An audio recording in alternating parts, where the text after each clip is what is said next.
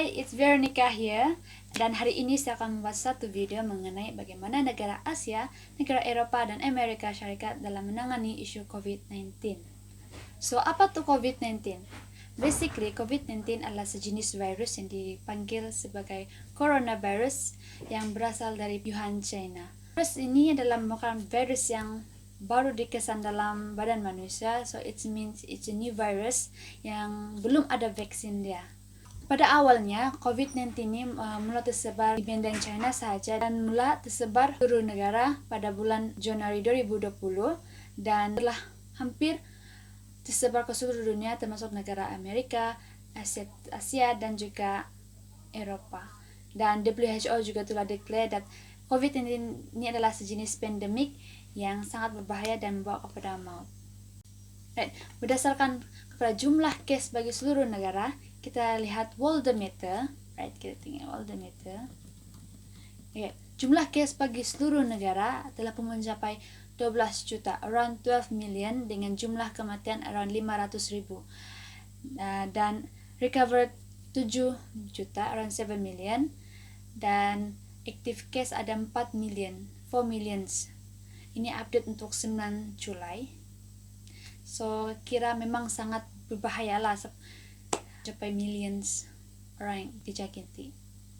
Alright, back to the main point of this video, yaitu bagaimana how negara Asia, Amerika Syarikat, dan Italia dalam menangani isu COVID-19 di negara mereka masing-masing. Let's go!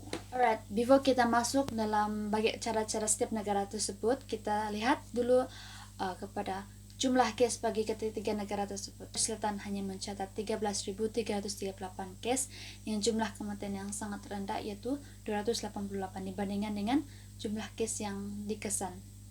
Manakala di Italia pula, case dia sudah mencapai 242.336 cases dengan jumlah kematian 34.926 kematian. Di Amerika Syarikat pula, dia telah mencecah 3 million guys, 3 million, dengan jumlah kematian 136.671 kematian. So, katakan tidak terlampau banyak dibandingkan dengan case yang dikesan lah. Alright, perbezaan case yang sangat ketara ini, sangat jauh antara ketiga negara ini, sebenarnya dipengaruhi oleh macam mana setiap negara tersebut menangani isu COVID-19. Okay, let's see di negara Korea Selatan, mereka tidak membuat lockdown seperti mana negara lain yang membuat. Contoh dia macam negara di Italia, Amerika Syarikat, di Germany. Salah satu contoh Korea Selatan menangani COVID-19 adalah kerajaan Korea Selatan strictly menyarankan masyarakat untuk melakukan self-isolate dan juga social distancing. Dan pihak kerajaan juga telah menggunakan combinations of interview dengan menggunakan telepon bimbit untuk mengesan ataupun track down the patients yang positif COVID-19. Itu kilang-kilang pengeluar juga telah mengeluarkan test kit dalam kuantiti yang sangat banyak dalam satu hari.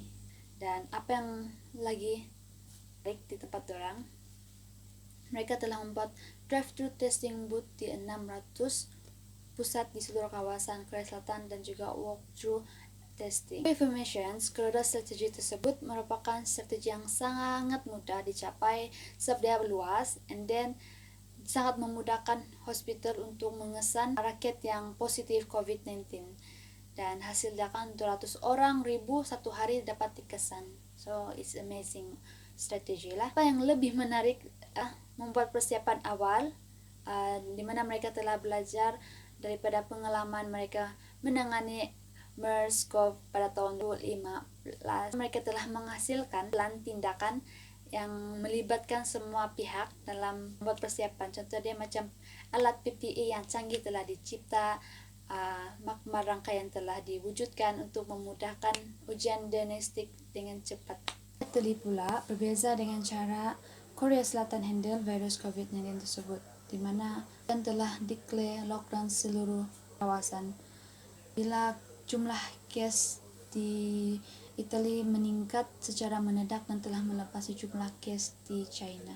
Katakan lack of unity dalam kalangan masyarakat Italia telah menyukarkan pihak kerajaan untuk demonstrate the control and adapt to situations. Berbeza dengan kerajaan Korea Selatan di mana mereka telah lama membuat persiapan awal. Lama kemudian tuh kerajaan Italia mulai bertindak di mana membuat declare lockdown seluruh negara, menghadkan pergerakan masyarakat, dan masyarakat yang melanggar tidak mematuhi peraturan yang ditetapkan dalam negara mereka akan disaman. So it's scary. Ini adalah termaktub dalam Article 16 of Italian. And selain itu, kerajaan Italia juga telah membuat sekatan jangan masuk dan keluar dari negara mereka, dan menyediakan perkhidmatan kesehatan percuma kepada semua warga negara Italia. Mereka juga ada buat sama dengan Korea Selatan, cuma bukan dipanggil testing booth, cuma dimana meminta Italian law enforcement dengan military untuk bertanggung jawab membuat mining checkpoint untuk provide vital quick response di COVID-19.